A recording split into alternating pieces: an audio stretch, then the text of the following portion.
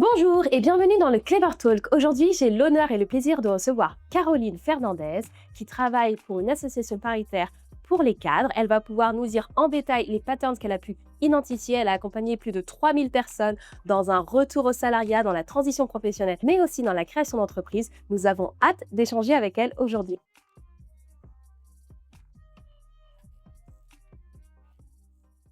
Bonjour Caroline, Bonjour Jennifer, bienvenue au Clever Talk. merci de m'accueillir. Nous sommes ravis de vous recevoir aujourd'hui. On a envie de partager avec vous votre montagne de savoir et d'expertise. Aujourd'hui, les femmes qui nous regardent sont dans une perspective de retour au salariat, dans une transition professionnelle. On sait que c'est un sujet que vous connaissez bien. Oui. Et avant de commencer, on a envie de savoir aussi qui vous êtes. Qui je suis? On va retourner à la base. Je suis parisienne, je suis de la région parisienne. J'ai une fierté, je suis la première fille de ma famille à avoir fait des études aussi poussées. Je suis née dans une famille où mon père était un ingénieur fou. Et c'est important parce que c'est tout le mindset qui en découle. Et j'ai fait des études en sciences du langage et en psycho qui m'ont emmenée vers un master 2 en communication écrite. Ok.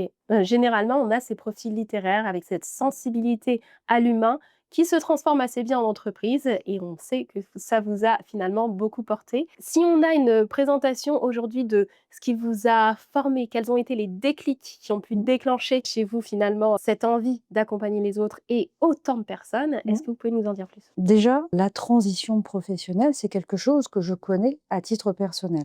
Je dis que j'ai un master en communication écrite, mais en réalité, j'ai jamais fait de com de toute ma vie professionnelle, puisqu'en fait, quand je suis sortie de la fac, internet venait d'arriver et du coup, j'ai voulu monter des sites internet. Bah, il y avait pas d'école, il y avait pas de formation, donc eh bien, je me suis entourée, de copains qui faisaient déjà des sites internet. J'ai appris avec eux. On a trouvé des sujets. Je me souviens que j'avais fait un site internet sur le festival d'Avignon Off. Ouais. Ça nous a permis d'apprendre tous ensemble. Alors, il y avait un informaticien, un directeur artistique et puis moi.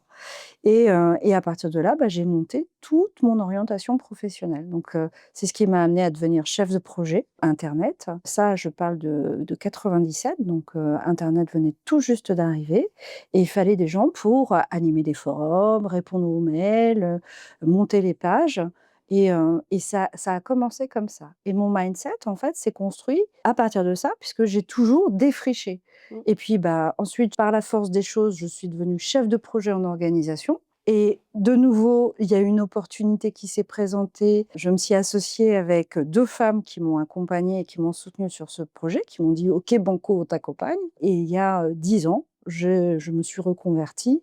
Cette fois-ci, donc à l'âge de 42 ans, Ouais. j'ai décidé de changer de métier et je me suis reconvertie sur le métier de l'accompagnement professionnel parce que j'étais dans cette association dans lequel je exerçais mon ancien métier. D'accord. Et de nouveau, association avec, en tout cas, partenariat avec des collègues qui m'ont accompagnée et qui m'ont permis de faire ce saut. Il y a des moments forts. Moi, je vois la continuité de la communication parce que Mmh. vous avez quand même une audience de plus de 20 000 personnes sur LinkedIn, Mmh mh. donc vous êtes une très bonne communicante. Je Mmh. pense que ces études ont finalement servi à un moment Oui. et heu, vous avez aussi la bonne habitude de bien vous entourer finalement parce que ce sont les personnes qui ont réussi à chaque fois à vous faire sauter, des étapes de carrière importantes et la transition, vous l'avez vécue, Mmh. de l'intérieur aussi, donc ça aide d'autant plus à conseiller, avec les bons conseils et des choses très actionnables. Oui, c'est-à-dire qu'en fait, moi, je suis plutôt dans on va faire avec ce qu'on a autour. Ça a un terme, hein. Aujourd'hui, il y a des théories qui sont posées, notamment, sur l'effectuation en création d'entreprise. Ouais. Mais moi, je parle aussi d'intrapreneuriat, c'est-à-dire que j'ai eu un certain nombre de missions parce que j'ai une idée et que je suis allée la poser, je suis allée la présenter à des gens avec qui j'étais déjà en confiance parce que j'avais fait mon réseau en interne. Mmh. Et c'est ce qui m'a conduit à changer de métier. Évoluer professionnellement puisque j'ai été aussi responsable d'une équipe en organisation et conduite de projet pendant 3 ans. C'était tous des seniors, j'avais un vrai enjeu. À l'époque, j'avais que 33 ans et j'étais la plus jeune du groupe. Les conditions étaient pas optimum, je venais d'avoir une petite fille et cetera je suis passée par ce job parce que pour moi, j'avais envie de tester le management et j'ai fait une proposition sur, la réorganisation de l'équipe en tant que telle, en lui apportant des méthodes et des processus qu'il n'avait pas jusqu'alors. Et puis, bah, j'ai eu ma deuxième petite fille et là, j'ai fait des choix, là, cette fois-ci personnels, en disant: «Le management, j'ai plus envie d'en faire, j'ai une opportunité pour, partir de cette entreprise» et je me suis recentrée sur, l'innovation, la créativité, ce que j'ai toujours fait. D'accord et c'est hyper intéressant de savoir que finalement, on peut prendre des gros challenges, même lorsque sa vie privée, on n'est pas sur le bon timing. Donc là, vous veniez d'avoir une petite fille. Comment on fait pour se positionner, finalement sur, un gros chantier alors qu'on a un bébé? Cette prise de risque, ce déclic, Mmh. comment il s'est produit vraiment? Qu'est-ce que vous avez ressenti? Est-ce que vous vous êtes dit: «OK, je vais gérer les 2 ou alors on va voir en apprenant et en marchant»? C'était quoi votre stratégie à ce moment-là? La stratégie, ça a été, de toute façon, c'est pas viable si on continue comme ça, parce que mon mari n'était pas à la maison non plus, il était sur le terrain. Donc je me suis dit: «OK, j'ai mis 5 ans pour devenir manager, je me donne 5 ans pour redevenir manager, le temps que mes enfants grandissent» et chemin faisant, en fait, je me suis aperçue que c'est pas le management qui m'intéressait. J'étais bien plus douée sur le management transversal, sur la gestion de projet et j'ai rencontré aussi des gens dans la structure dans laquelle j'ai été qui m'ont donné une vraie chance. Ça s'est vraiment passé au cours d'un comité où on vient présenter son travail et je me souviens très bien des questions stratégiques qui ont été posées à un moment donné où je leur ai répondu: «Oui, je peux le faire, ça va me prendre un peu de temps, mais oui, je peux faire ça» et ça a basculé sur des projets hyper, audacieux, innovants qui m'ont portée, qui m'ont énormément appris et qui m'ont permis de cheminer aussi en tant que personne en me disant: «OK, c'est plus forcément la gestion de projet» parce que j'étais sur des projets informatiques, c'est plus les projets informatiques qui m'intéressent, c'est plus aussi non plus des projets de systémique qui m'intéressent, parce que quand on monte des processus métiers, toute une structure Ouais. comme ça, c'est assez complexe. C'est vraiment l'humain et je suis revenue à l'humain parce que je me suis aperçue que dans la gestion de projet, c'est ce que je dis toujours, il y a la conception, il y a le projet en lui-même et il y a l'accompagnement. Et moi, le projet au milieu, ça ne me plaisait plus. Donc j'ai gardé ce qui me plaisait, la conception et l'accompagnement. OK, très clair. De voir la manière dont vous avez finalement réussi à faire le pivot au bon moment, en vous disant: «Quels sont les enjeux qui m'intéressent maintenant?» en se repositionnant finalement sur son identité professionnelle et sa posture professionnelle et l'incarner, c'est hyper fort. Et il y a beaucoup de femmes qui se posent pas les questions et qui se laissent un petit peu embarquer par la vie professionnelle et qui un beau matin se réveillent en se disant: «Est-ce que je fais ce qui me convient ou est-ce que je fais ce qui était déjà prévu et planifié?» Donc c'est hyper intéressant. Est-ce qu'il y a eu des moments charnières qui vous ont Oui, forcé à vous oui. poser ces questions Oui, oui. et lesquels Je me c'est? souviens de m'être réveillée à 42 ans, un 13 mars, en me disant: «Je vais tout quitter». D'accord, très fort. Ouais, Ouais. c'était puissant. Mmh. C'était puissant. J'avais une collègue amie à qui je lui ai balancé ça à 10 heures du matin. Je lui ai dit: «En fait, là, je vois plus clair du tout dans ce que je fais, ça va pas du tout». C'était très dur, j'étais très mal. J'avais qu'une envie, c'était de prendre le premier billet d'avion et de me barrer à l'autre bout du monde, avec tout le fait que je pouvais abandonner mes enfants et elle m'a dit: «Non, non, tu peux pas commencer comme ça, va prendre conseil». On avait une cellule en interne de mobilité interne avec des coachs en interne. Va prendre conseil auprès d'un coach. Mmh. Fais ça, au moins, appelle-le dans la journée, va le voir au café parce que c'est quelqu'un qu'on croisait très régulièrement et avec qui on bossait. Va le voir et pose-lui le sujet et quand il m'a entendu, il m'a fait: «Bon, alors on va déjeuner, on va pas tout jeter, le bébé, l'eau du bain, tout, tout, tout, on va faire un point» et il m'a proposé un coaching accompagné à l'extérieur Ouais.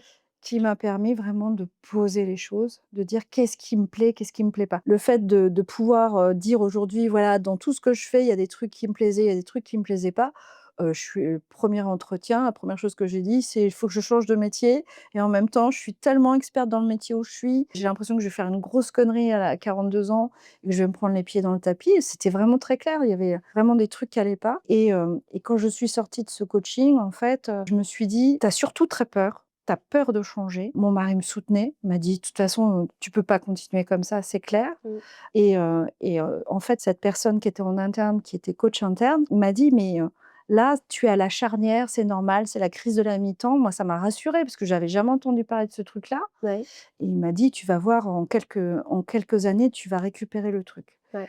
Et j'ai changé de métier le 1er juin 2016. Je me souviens très, très bien, je suis arrivée, Il y a des dates comme ça qui ouais, toute débutante, j'avais un profil bas, je me sentais tellement mal. J'avais bossé avant, mais je me sentais un peu, voilà, un peu gauche et je me souviens d'une autre date, c'est que un an après, mmh, j'ai été nommée pour remonter toute l'offre de service de la création de l'entreprise dans la structure où j'étais et 2 mois après, j'ai été community manager pour Île-de-France. oui. Tout simplement parce que j'ai utilisé LinkedIn pour dire, «Et vous, qu'est-ce qui est déterminant pour changer de métier?»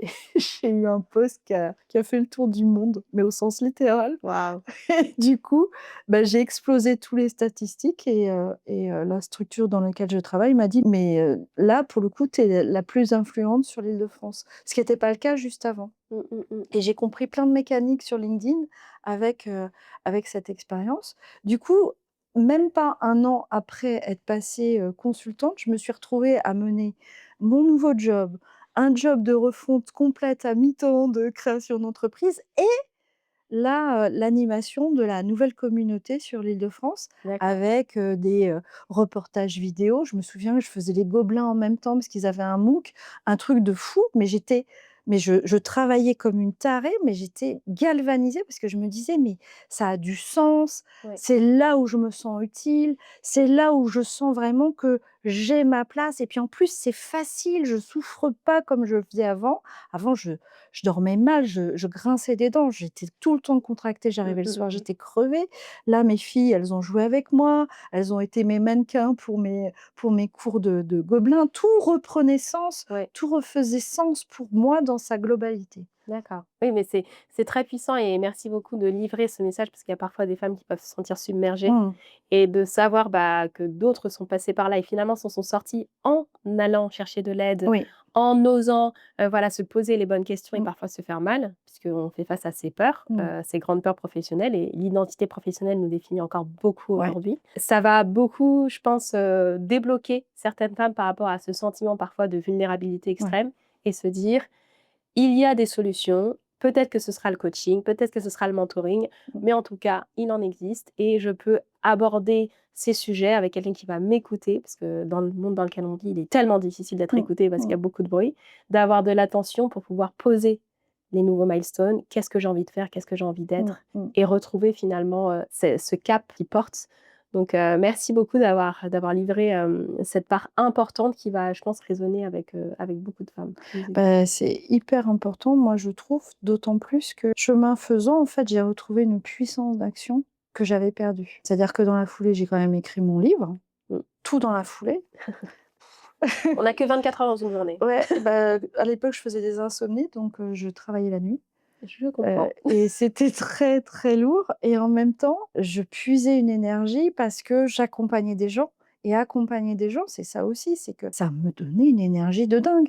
Parce qu'accompagner des gens qui vous remercient tout de suite, dont on voit les impacts immédiats, Ouais. c'est-à-dire que d'une séance à l'autre, on voit la transformation physique. C'est impressionnant, de quelqu'un qui se réaligne, c'est ce que je dis, hein. Pour l'avoir vécu, en se réalignant, chut, on monte d'un cran en termes de puissance. On accepte, d'être pleinement soi dans un truc qui nous ressemble vraiment Mmh. et non pas quelque chose qui est porté par la société. Qui On imposé. s'affranchit en fait, hein, on reprend sa mission. Ça donne une puissance à la fois intellectuelle, une énergie, énorme, physique et puis, bah, on est tout le temps, dans l'euphorie, plein d'idées. Enfin moi qui suis créative, Exaltation totale. voilà, beaucoup d'énergie parce qu'on peut aussi se dire, «Tiens, ça va être toute une période où je vais pas pouvoir m'occuper des enfants comme je devrais», puisque du coup, il y a ce côté fort de culpabilité Mmh, mmh, mmh. qui est culturellement ancré. Moi, 10 ans après, mes filles ont fait leur choix, elles, d'orientation et elles me le disent: «Maman, tu es une queen, maman, tu as osé». C'est d'autant plus fort que là, il y a un sentiment de transmission Bien derrière. sûr. On est aussi dans les générations où les femmes osent faire leur choix Mmh. à des moments décisifs pour qu'elles puissent s'épanouir. Pour moi, c'est vraiment, donner Bah, devenir rôle l'exemple, modèle finalement. montrer les choses et puis se réapproprier toutes, notre pouvoir d'action parce qu'on est terriblement puissantes. Moi, j'ai vu des choses, mais extraordinaires. Accompagner 3000 cadres, majoritairement des femmes, je vois des choses extraordinaires tous les jours. Bah, Des femmes justement, qui se révèlent.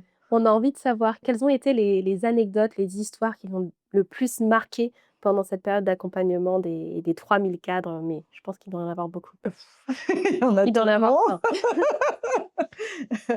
plein. Moi, je me souviens d'Alice qui est rentrée dans mon bureau, qui avait une carrière extraordinaire à l'international, mais voilà, ras-le-bol et qui a remis à plat, tout son projet. Elle a poussé son projet jusqu'au bout, elle s'est aidée, elle a travaillé son réseau, elle a fait énormément de choses et puis un jour, elle me dit: «Oh là là, LinkedIn, j'y arrive pas». Donc, elle participe à un de mes webinaires, «Comment devenir une influenceuse». C'est un service qui n'existe plus, mais que j'avais lancé et elle me dit: «Oh, mais c'est génial!» et elle invente un hashtag qui fait que toute sa communauté se réunit et c'était un hashtag autour d'une communauté féminine dans son secteur Très bien.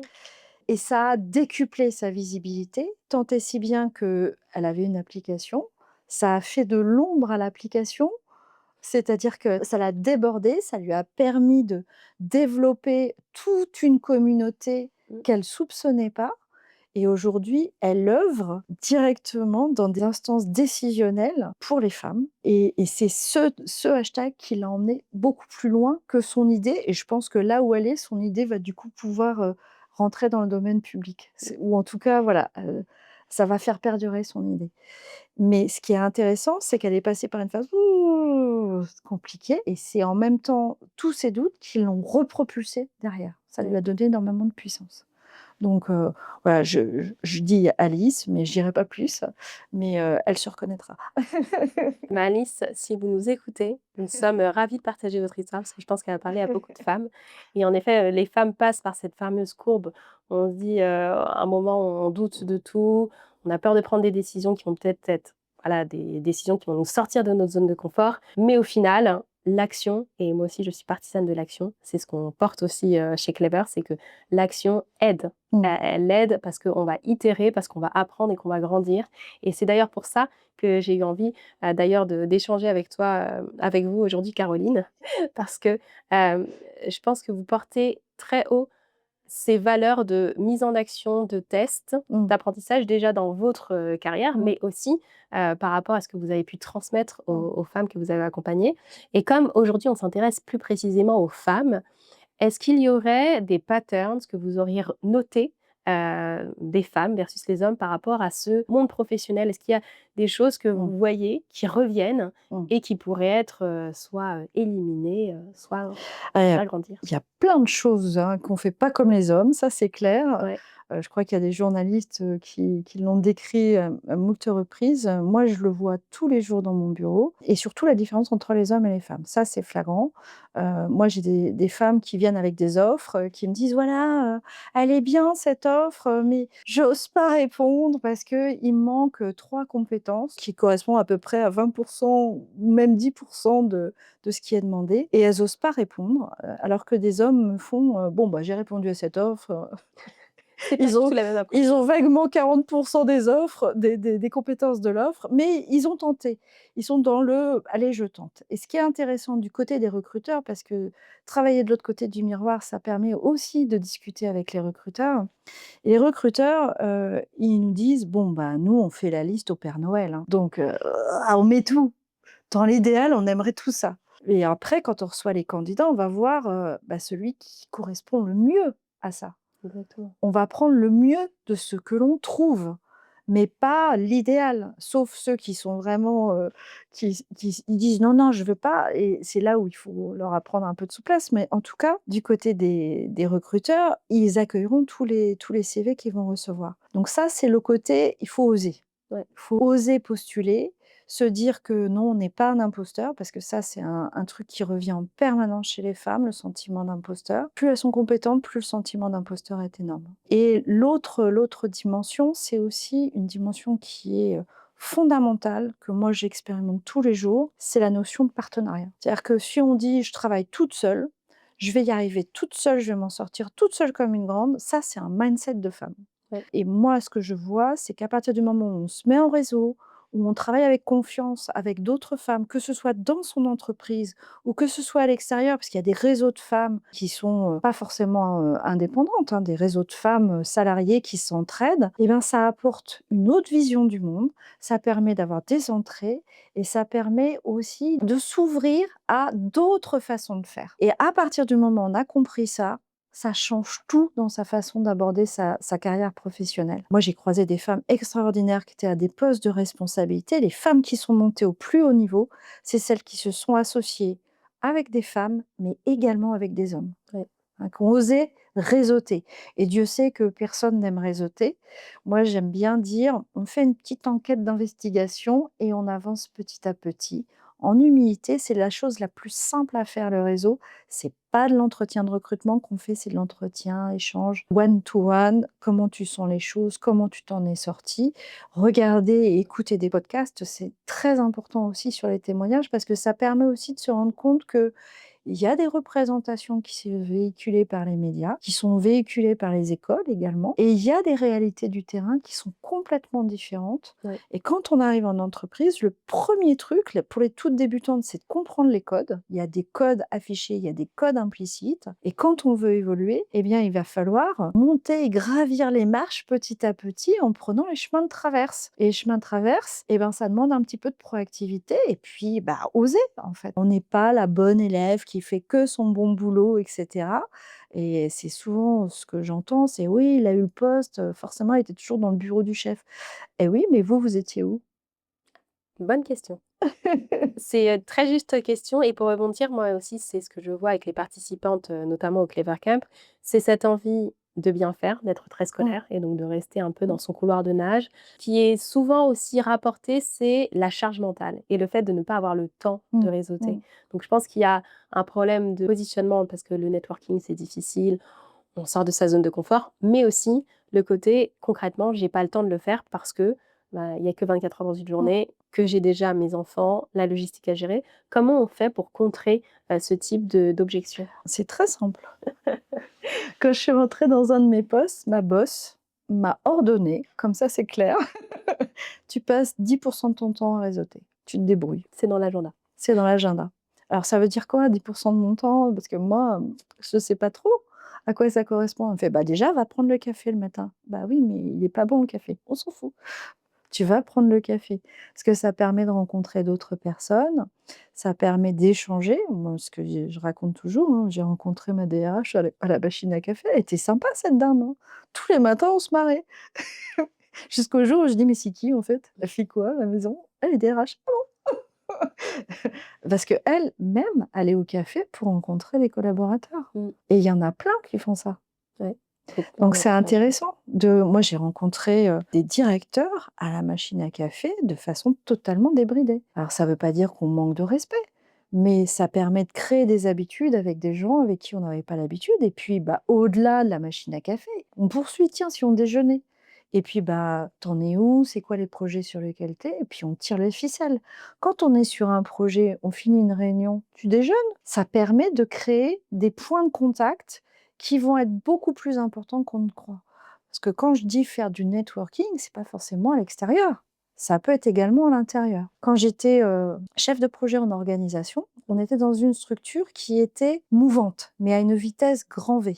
C'est-à-dire qu'on avait des projets qui nous arrivaient et on nous disait: «Dans 15 jours, il faut que ce soit fait». On ne peut pas être proactif si on n'a pas l'information en amont. Donc Ouais. en fait, on avait créé un réseau d'alliés dans l'entreprise. On était 3 femmes, on se répartissait la tâche. On allait, déjeuner avec l'un, déjeuner avec l'autre. On croisait les informations et c'était des gens qui étaient alliés, mais stratégiques dans toutes les stratégies de rachat et de fusion de l'entreprise, puisque nous, on était sur l'orga. Ce qui fait que, bah, tu es sur quel dossier en ce moment? Shabada-bada au déjeuner. OK, là, ils sont en train de faire ça avec cette structure.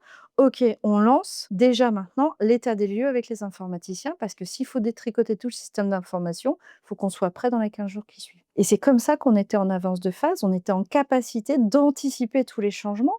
Et donc, bah, pourquoi j'explique ça? Parce que nous, c'était pour les projets, Mmh. mais quand je suis sortie, que je suis arrivée dans la nouvelle structure où je travaille, il y a eu des changements aussi et Ouais. j'avais écho de tous les changements organisationnels et derrière de proposer les projets en conséquence. de dire: «Tiens, on peut travailler là-dessus» et de pouvoir être sur les sujets super intéressants. Il y a plein de sujets, je les ai appris sur Radio Moquette. Mmh. C'est hyper pertinent ce que tu dis et c'est bien de le découper parce que parfois on me dit: «Voilà, il faut réseauter, il faut faire du networking» et si on n'a pas la méthode, j'ai Mmh. parfois certaines femmes qui viennent me voir et qui me disent: «Mais je sais même pas faire un icebreaker. Qu'est-ce que Mmh. j'aurais à dire si, je ne connais absolument pas la Mmh. personne? Quelle est la première phase pour créer du lien ou la dernière pour garder le lien?» et de l'expliquer comme ça de manière très actionnable, je pense que ça peut aider vraiment beaucoup de Ah, c'est là, par exemple, hier, j'étais sur un réseau. Moi, maintenant, je suis, décomplexée, On adore ce décomplexée. mot, on va le garder. Décomplexée. Alors, il faut voir, d'où je viens, hein, ça je l'ai pas dit. Pourquoi j'avais choisi la communication écrite? C'est parce que je suis une timide invétérée, donc ça a beaucoup changé, j'ai beaucoup travaillé sur moi. Je me souviens des premiers salons, pas très loin d'ici, que j'ai fait avec un ami. Il m'a poussée devant et il m'a dit: «Maintenant tu vas parler avec les gens». Parce que je cherchais un job dans un métier et dans un secteur que je ne connaissais pas et il se trouve que j'étais une des rares femmes sur les salons. Donc déjà, une jeune femme habillée en fille parce que c'était vraiment ça. Ça faisait une grosse différence là où il y avait que des hommes qui travaillaient sur internet. Aujourd'hui, hier soir, j'étais sur un événement, je ne connaissais que 2 personnes et il y avait une centaine de personnes présentes. J'y suis allée, j'ai dit: «Bonjour, alors je ne vous connais pas, mais je me présente en 2 minutes chrono, voilà qui je suis» et il se trouve que j'ai, fait, 8 rencontres extraordinaires par hasard. Donc c'est cash comme ça. Je me suis appuyée sur les 2 personnes que je connaissais qui m'ont présenté des gens. Ouais. Ça, c'était top et puis, dernière astuce, autour du bar, on va chercher un verre de Schweppes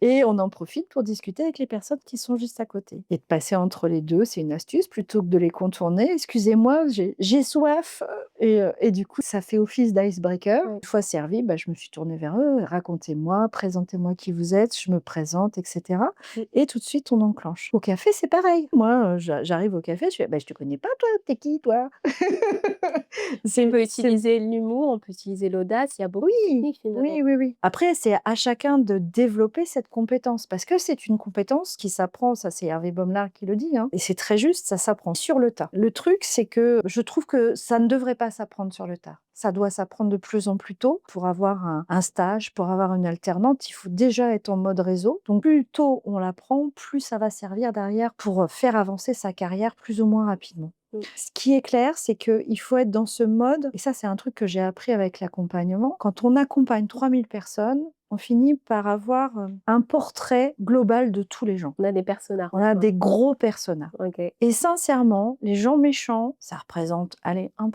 J'en ai croisé 3 en 10 ans. Les gens se posent tous la même question, ils sont tous dans le même mindset. Ça ne veut pas dire qu'il n'existe pas des gens qui sont pervers, des gens qui sont méchants, comme des teignes pour X raisons, qui Mmh. pensent qu'il faut écraser tout le monde, pour réussir. D'ailleurs, ils sont très seuls et très malheureux généralement au bout d'un moment. On a tous le même mindset. On a envie de s'épanouir, on a envie de progresser, on a envie de trouver sa place et si on s'associe avec d'autres personnes, les bonnes personnes, on va vite le sentir, qui ont envie de bonnes choses pour soi. Ça fait un peu bisounours, hein, mais c'est une réalité. Moi, je le vois dans mon bureau. Merci beaucoup pour cet exemple qui nous parle avec beaucoup de pertinence et j'ai cru savoir que vous étiez d'ailleurs en train de préparer quelque chose sur l'innovation de rupture. Je sais Mmh, que l'innovation et la rupture vous portent depuis longtemps. mmh, On en a un peu discuté avec cette expérience et cette expertise de l'internet aux prémices lorsque mmh. vous étiez une jeune femme en train de vous positionner sur ces questions dans un monde d'hommes. Finalement, aujourd'hui, vous voyez encore une nouvelle rupture, une Mmh. nouvelle innovation qui est en train d'arriver. Comment vous allez préparer cette nouvelle innovation? Bah, je la prépare déjà depuis un petit bout de temps. C'est l'intelligence artificielle, effectivement. Alors, j'ai un lien avec l'intelligence artificielle depuis très longtemps, bien plus qu'on ne croit en fait, Mmh. parce que moi j'ai une formation en sciences du langage et j'ai des copains qui se sont orientés vers tout ce qui est reconnaissance vocale. Aujourd'hui, on utilise la reconnaissance vocale pour écrire des papiers juste en notant. Moi, c'était mon rêve quand j'étais étudiante. Je supportais plus de taper à la machine alors que je tape très très vite, mais je trouvais que c'était inutile et ça, c'est déjà de l'intelligence artificielle. J'ai vu aussi, tous ces outils qui ont émergé ces dernières années, je m'en suis emparée. L'effet waouh a forcément été important.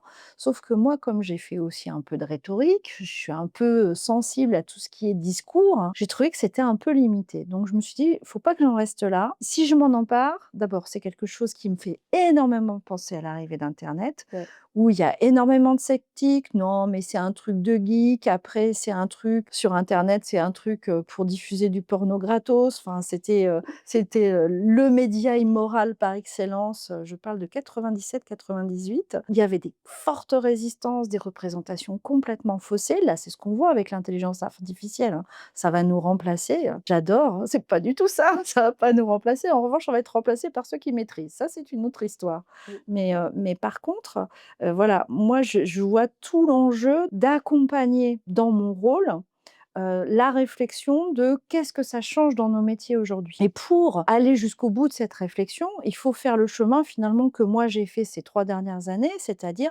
expérimenter.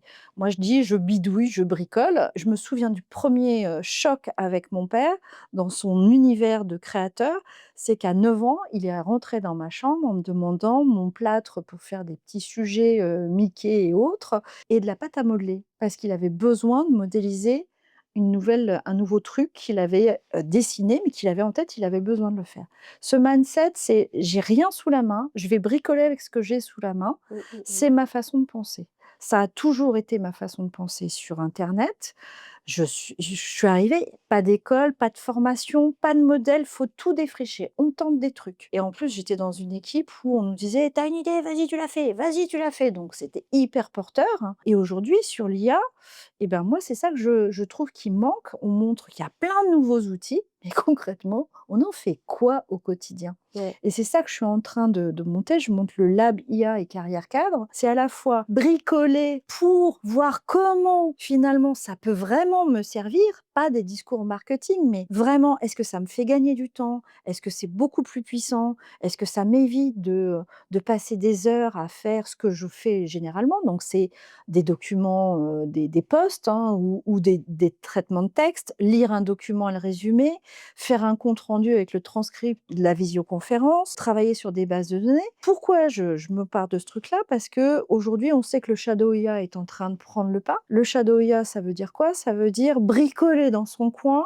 des données de l'entreprise sur une intelligence artificielle qui est basée soit en Chine, soit aux États-Unis. Donc il y a des risques de fuite de données De souveraineté majeurs, nationale. de souveraineté, on en parle, hein. Il y a eu une grande conférence, en juillet aux Elia dans cette optique et il y a ce pas supplémentaire à faire, c'est de se dire: «Il y a de la résistance, on fait pas les choses n'importe comment». Néanmoins, il faut quand même qu'on prenne le sujet à bras le corps. Parce que pendant ce temps-là, les petits Chinois, moi j'ai vu un reportage, ils ont aujourd'hui un petit serre-tête et ils peuvent interroger l'intelligence artificielle en classe. Et eux, ils utilisent ça. Ils apprennent à utiliser. L'intelligence artificielle, il y a différentes façons de l'utiliser. Il Mmh. faut apprendre à l'utiliser et voir comment on peut l'encapsuler dans des petites applications qu'on pourra utiliser dans son métier. Pour identifier tout ça, il faut l'expérimenter. Il n'y a pas 36 solutions. On Bien ne sûr. peut pas comprendre tant qu'on n'a pas expérimenté. Ce que je disais hier, ils ont bien rigolé. Il y avait que des experts intelligence artificielle. Je dis: «Moi, je suis une bricoleuse. Si on me donne une perceuse à la place du tournevis, ça me donne des idées. Il faut que j'expérimente». Et c'est un peu l'idée. C'est aujourd'hui, je passe, d'un fichier Excel, avec tableau croisé dynamique à l'intelligence artificielle. Qu'est-ce que je peux en faire concrètement, moi, dans mon quotidien? Comment je peux remplacer certaines tâches Mmh. qui sont ingrates, pénibles et qui n'ont aucune valeur ajoutée par un petit applicatif, hein? On parle des GPT, des GEMS. Il y a des choses qu'on peut programmer aussi en propriété en interne. Bien sûr. Comment je vais pouvoir m'emparer de ça? Et puis, bah, il y a aussi cette promesse d'avoir cette plateforme, l'Academia, où on aura tous ces outils souverains qui sont hébergés en France, sécurisés, et cetera. Mais c'est pas seulement la liste qui importe, c'est comment je vais m'en emparer? Est-ce que ça a vraiment une utilité pour mon quotidien? Mmh. Donc c'est ça que moi j'ai envie de faciliter, d'accompagner en toute humilité. Peut-être que je vais me prendre les pieds dans le tapis, mais au moins j'aurais essayé et je sais que de toute façon ce processus, il sera apprenant pour moi et pour les autres. On n'arrivera peut-être pas au bout, mais au moins ça a du sens. Ouais. Bah, merci beaucoup de te prêter à cet exercice d'être, une exploratrice IA parce qu'on en a Mmh. besoin et c'est vrai que j'ai beaucoup de participantes au Clever Camp qui me disent, «Moi, l'IA, pas trop» parce qu'en fait, elles se sentent en concurrence avec l'intelligence artificielle ou elles ont Mmh. l'impression que leur rendu sera de moins bonne qualité ou alors qu'elles ne pourront pas, le valoriser parce Mmh. qu'elles sentent un petit peu ce sentiment de culpabilité Mmh. face à la machine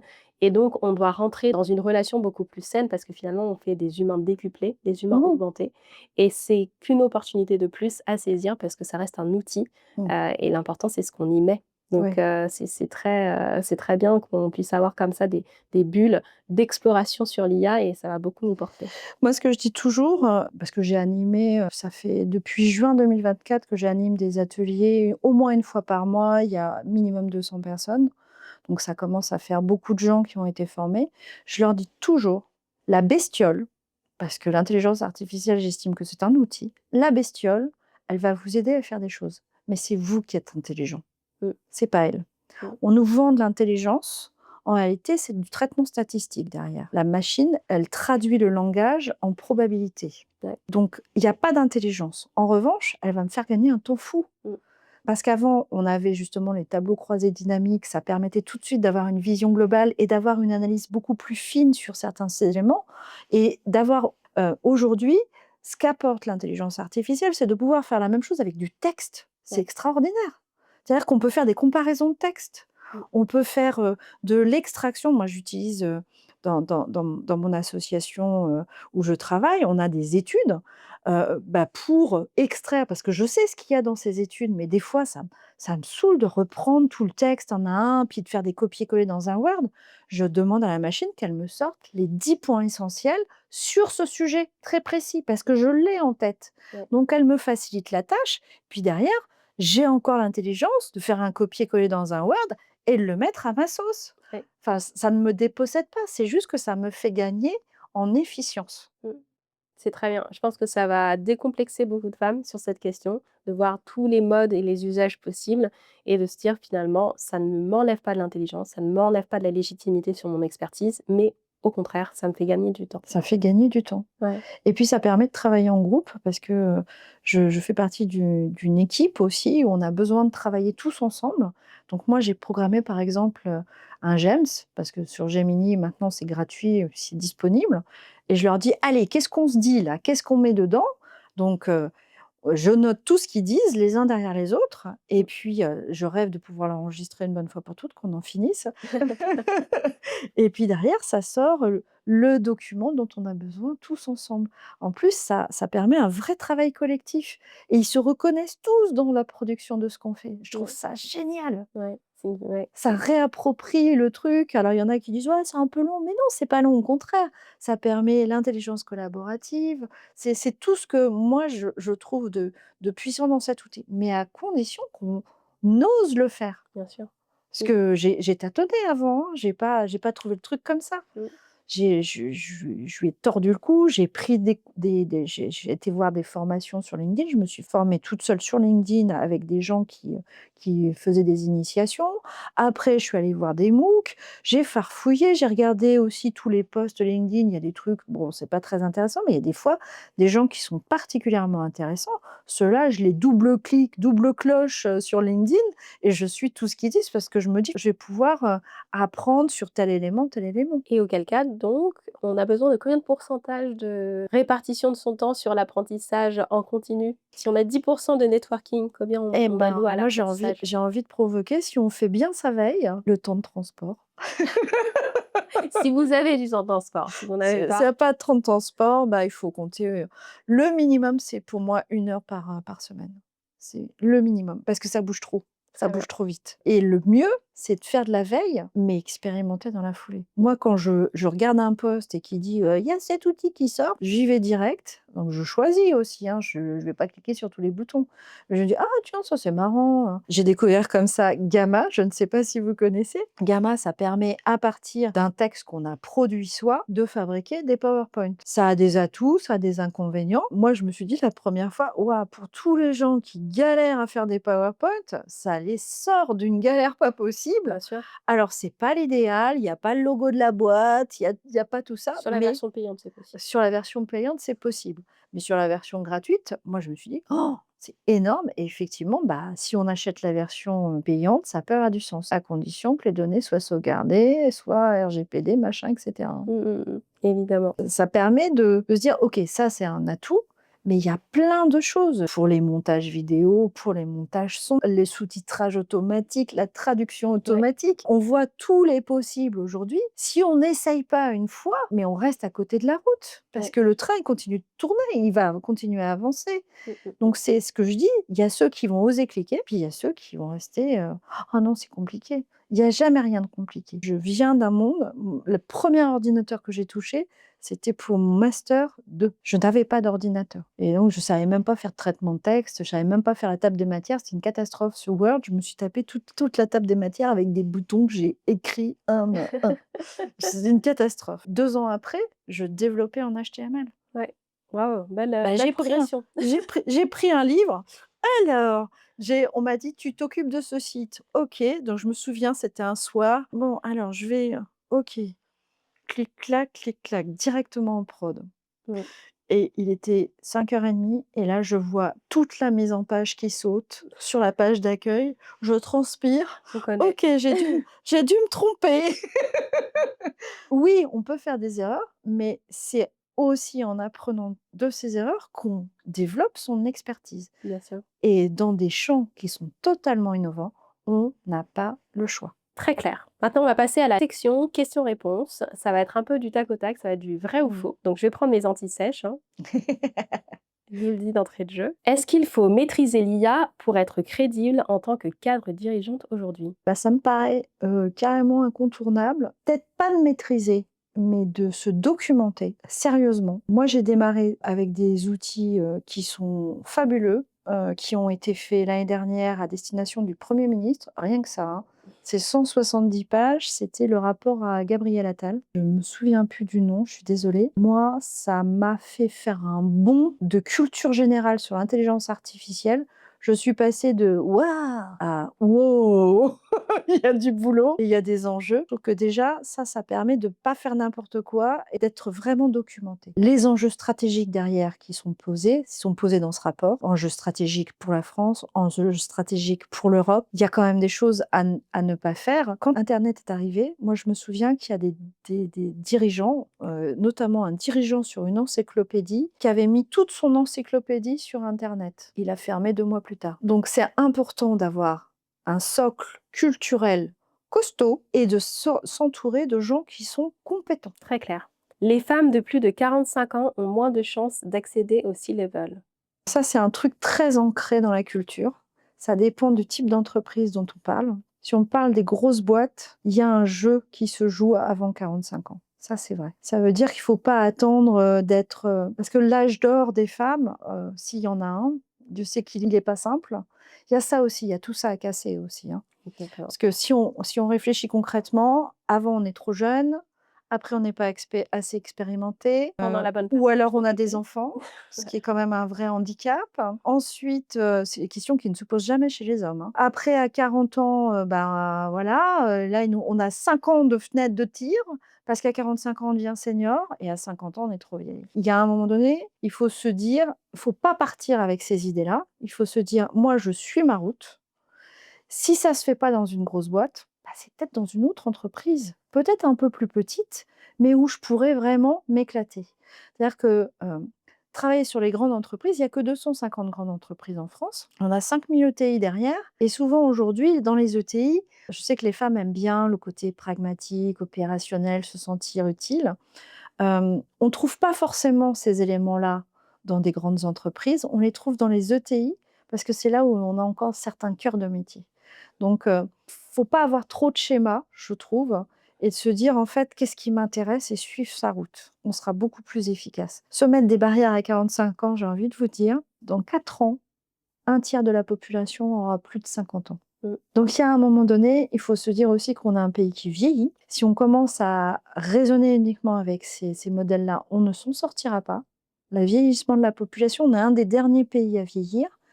Je me souviens d'avoir accompagné une Espagnole qui était en France et elle me dit: «J'hésite, qu'est-ce que tu en penses?» 53 ans, elle travaillait dans la pub. «Est-ce que je cherche en France ou est-ce que je cherche auprès des agences où j'ai des copains à Barcelone?» Je dis: «Pars à Barcelone». Elle a trouvé en 1 semaine. En France, elle n'aurait jamais trouvé. Donc il y a aussi ce côté qu'on peut se poser: «Est-ce que l'international, il est pour moi ou pas?» Parce que dans quelques années, on a la pénurie des compétences qui va s'imposer. On a déjà des pays qui sont tellement âgés qu'ils sont déjà en train de recruter des Français, des Françaises. Ils ont déjà amélioré les conditions d'accueil. Ils ont fait des ponts pour tout ce qui est fiscal, tout ce qui est social. Je parle notamment des pays comme l'Espagne, comme le Portugal. Il y a les pays du Nord qui sont en train de changer toute leur législation en Scandinavie. Et il y a peut-être aussi des questions et du coup des schémas à casser, de se dire: «Mais c'est pas fini à 45 ans». Parce que oui, dans l'absolu, j'ai 45 ans et c'est vieux, mais dans la réalité, sur le territoire européen, mais bon sang, je suis pas parmi les plus vieux. Ouais. J'ai encore des choses à montrer. Donc c'est là où il faut aussi s'ouvrir des possibles et d'être accompagné, c'est aussi de casser tous ces schémas. Parce qu'on s'enferme dans des schémas très, très fermés. Quand on a des compétences multiples aujourd'hui, les générations Y et génération Z derrière, c'est encore pire. Les barrières, on peut les casser assez vite. Mmh. Mais il faut s'autoriser. Un MBA est indispensable pour accéder à un poste de direction. Ça dépend de la société, encore une fois. Ça dépend du modèle de l'entreprise. Si c'est une grosse boîte, il y a de grandes chances. Ouais. Les chasseurs de tête ont encore des biais sexistes. Ah oui, je confirme, oui. Oui, oui. On a des chasseurs de tête qui sont plus anciens, qui travaillent par réseau. Mmh. C'est-à-dire que c'est pas un biais volontaire, Bien c'est sûr. qu'ils travaillent sur leur propre réseau et ils travaillent sur un réseau qui est naturellement, acquis pendant leur vie professionnelle. Je peux pas dire non quand on a que 10 de population qui sont femmes dans les comités, les CODIR, c'est Ouais. pas possible. Oui, il y a une réalité, Il y a une réalité. mmh, Que ce soit en politique ou que ce soit dans les CODIR. mmh. Il y a qu'à partir du moment où on met des quotas que tout bascule. J'anime un atelier sur le négo training qui est monté par Audencia, qui apprend aux femmes à négocier son salaire. Je l'ai fait. Vous l'avez fait? C'est intéressant de se dire: «Nous aurons l'égalité salariale en 2188». À la fin d'une carrière, la différence de salaire entre un homme et une femme, c'est 300 000 € en moyenne. Je suis désolée, mais on ne peut pas dire: «Il y a pas de sexisme». Oui, il y a des biais sexistes Mmh. et il faut casser aussi ça en les dépassant dans sa propre conception des choses. Ouais. C'est-à-dire qu'à partir du moment où on se dit: «C'est pas possible», c'est mort. Après il Très faut clair. Il faut accepter un salaire plus bas pour décrocher un poste stratégique. non, je suis pas d'accord. Un homme ne se poserait jamais cette question-là. Je dirais: «Je vais leur apporter quelque chose» et là, ça veut dire que s'ils sont pas OK pour, vous embaucher en tant que femme, mais d'où vient ce biais de: «C'est une femme, elle sera moins efficace». Donc non, on ne s'aligne pas. Moi, je considère que, un homme ne le ferait pas, je ne vois pas pourquoi une femme devrait s'excuser d'être compétente. Les soft skills comptent plus que l'expertise technique pour des postes de direction. Ouais, sans aucun doute. Alors pas dans le côté, je sais parler avec les autres, mais faire du networking, anticiper les sujets qui vont arriver. Il faut être stratège, hein, quand même et c'est pas de la technique. Il faut être sacrément stratège, ouais. Mmh. Le télétravail a facilité l'accès des femmes aux postes stratégiques. Je saurais pas dire. C'est intéressant parce qu'on a d'ailleurs un retour du présentiel dans beaucoup d'entreprises en ce moment, donc Ouais. ça peut nous inviter à la réflexion de est-ce qu'il y aura moins de femmes ou plus de femmes qui vont accéder à des postes de direction et stratégiques, sachant que les femmes ont moins de flexibilité dans leur agenda pour faire du présentiel, Mmh mh. comme c'est un peu requis, dans certains postes pour pouvoir évoluer. Je sais pas si c'est le télétravail ou c'est la disponibilité en soirée, parce qu'il y a beaucoup de networking qui s'opère au niveau stratégique en soirée. Bien sûr. Je suis pas sûre que le télétravail rentre en ligne de compte. C'est plus la disponibilité pour, aller dans des réseaux, aller dans des soirées où il y a vraiment des gens, qui vont faire, avancer telle ou telle problématique pour l'entreprise, qui vont être d'influence. C'est cette disponibilité qui est attendue. J'ai fait partie d'un réseau féminin à un moment donné politique et j'ai eu la chance de discuter avec des femmes, notamment, je me souviens de madame André qui était la première présidente de l'Assemblée nationale et on lui a posé la question: «Quel est votre secret pour pouvoir être montée aussi haut à un poste de responsabilité?» Elle dit: «Bah, mon mari, hein». Je comprends tout à fait. Le leadership, ça implique aussi le soutien de son conjoint ou de sa conjointe. C'est un travail encore d'équipe, hein. C'est qui va pouvoir m'épauler quand, bah, je serai le soir si les enfants sont petits, mais m'épauler tout court quand ça va être dur. Parce que quand on est sur des postes stratégiques, il y a des moments, c'est quand même costaud, hein. C'est de l'interpersonnel, ça peut être très houleux, ça peut être dur parce qu'il y a de la concurrence aussi à l'extérieur et donc c'est est-ce que j'ai le soutien aussi qui me permet d'être solide? Alors ça peut être le conjoint, c'est pas forcément la meilleure idée d'ailleurs, on peut aussi s'entourer de coachs pour prendre de la distance, prendre du champ, s'entourer d'autres femmes ou d'autres hommes qui ont ce type de poste et se nourrir du regard des autres. Mmh. On n'est pas obligé de rester tout seul dans toutes ces situations. Exactement. Je pense que c'est très juste. On a besoin du collectif pour avancer, puis on avance beaucoup plus vite quand on peut faire un ping-pong. Ah oui. On voit des similitudes, on voit des patterns et puis finalement on voit comment les contrer donc Mmh, mmh c'est mh. très, très fort. Je vais terminer avec 2 questions. Mmh mh. La première, ça va être: quelle est votre vision, vos appréhensions par rapport à ce nouveau futur du travail qui se dessine pour les femmes Mmh. cadres? Et la deuxième sera naturellement la vision positive. Alors la vision du travail des femmes, je pense qu'on a des gros enjeux parce qu'on ne peut pas ignorer ce qui se passe, outre-Atlantique. C'est trop grave pour, nier les choses, donc il faut qu'on soit très attentive à nos droits et la préservation de nos droits et l'avancée de nos droits parce qu'on n'a pas terminé. On a des gros enjeux aussi parce qu'il y a des grands changements qui arrivent. On a plusieurs changements qui nous viennent dessus, on en a parlé, hein. L'intelligence artificielle, ça va changer le travail. La transition écologique, même si certains le nient, on n'a pas le choix. On va se prendre quand même 4 degrés d'ici 2030. Déjà, on voit les impacts sur nos vies, mais ça va pas s'arranger. Le troisième, c'est le vieillissement de la population globale. Oui. Donc là aussi, il y a des modes de fonctionnement qu'il va falloir adapter et peut-être s'emparer de tous ces grands changements que sont l'intelligence artificielle et la transition écologique, qui sont 2 équilibres aussi à trouver, hein. Parce qu'on ne peut pas avoir l'un sans égratigner l'autre. Mais c'est aussi de se dire: «OK, là, la population vieillit, on est obligé de changer nos modes de travail. Donc comment on va s'emparer de tout ça?» Et on a un vrai rôle, je pense, pour le changement de modèle global. On a besoin d'avoir d'autres points de vue. On sait que quand on introduit les femmes dans le CODIR, elles apportent de la nuance, elles apportent de la durabilité aux entreprises et c'est important de se dire: «Moi, en tant que femme, j'ai un point de vue qui peut vraiment faire la différence par rapport à tous mes collègues masculins». Alors effectivement, si c'est qu'entre hommes, on va avoir effectivement des difficultés pour faire entendre sa voix. D'où l'intérêt de s'allier en interne et de porter une voix totalement différente. Je pense que là, on a un vrai leadership féminin à développer, Mmh. d'autant plus que, bah, il risque d'être sérieusement malmené, dans les années qui vont arriver. Bah, oui, on les voit aussi ces challenges, arriver et puis même déjà présents sur la transition écologique, la Mmh. l'intelligence artificielle, la géopolitique qui Mmh. va nous toucher aussi et donc dans cette, vision optimiste maintenant. Je ne sais pas si vous avez vu, mais Marie-Éloi qui a monté, Bouge ta boîte et Femmes de territoire. Bouge ta boîte qui Mmh. a été fermée récemment. Moi, ça m'a fendu le cœur. Voilà, un des premiers réseaux féminins qui ne peut pas continuer à vivre parce qu'il y a des problèmes de financement. Donc comme vous disiez, ça nous touche déjà aujourd'hui. Mais au-delà de ça, elle a écrit un bouquin où elle dit: «C'est les femmes qui vont changer le monde» et moi, j'aime bien cette notion-là. C'est-à-dire que là, on a une vraie mission en tant que femme de porter une voix différente, mais c'est pas pour nous seulement. C'est-à-dire qu'on agit pour nous, bien sûr, pour évoluer, pour, vraiment s'épanouir pleinement aussi à travers le travail, mais on a un rôle à jouer pour faire en sorte que les mindsets qui sont aujourd'hui à la tête de nos pouvoirs, bah, soient sacrément modulés, parce que sinon on va droit dans le mur. On va très bien.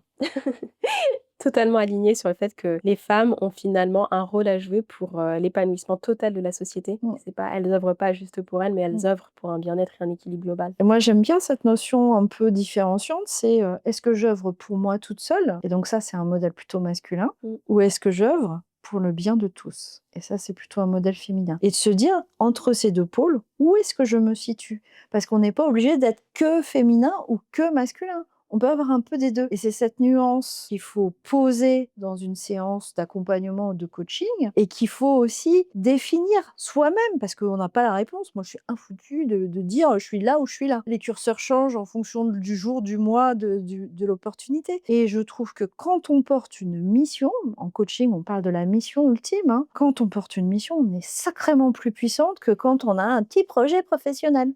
Voilà et c'est bien, je dis petit projet professionnel parce que j'ai plein de femmes qui arrivent, qui ont des petites questions, des petits projets, des petits sujets, des petites interrogations. Ça serait bien que de temps en temps, on s'affirme en tant que tel parce que les mecs, ils ont plein de projets, plein de sujets et c'est aussi ça notre enjeu. C'est pas seulement de prendre le pouvoir, c'est aussi de reprendre notre place. Très clair. Merci encore pour cet échange, Caroline. C'était un plaisir de vous retrouver aujourd'hui, d'avoir un échange aussi riche, de pouvoir partager sur les notions clés et d'avoir aussi des données hyper concrètes et actionnables pour aujourd'hui les femmes qui nous écoutent, pour qu'elles puissent se positionner mieux sur le marché de l'emploi et qu'elles puissent vraiment se déployer à leur plein potentiel. Merci à vous de m'avoir accueillie sur Cleverer et je vous souhaite une bonne vie, une belle vie. J'espère qu'on va pouvoir voir plein de femmes inspirantes pour toutes les femmes qui veulent évoluer. Et pour toutes celles qui ont envie de me suivre, je suis sur LinkedIn, donc elles seront les bienvenues sur mon réseau. Je publie quasi tous les jours maintenant.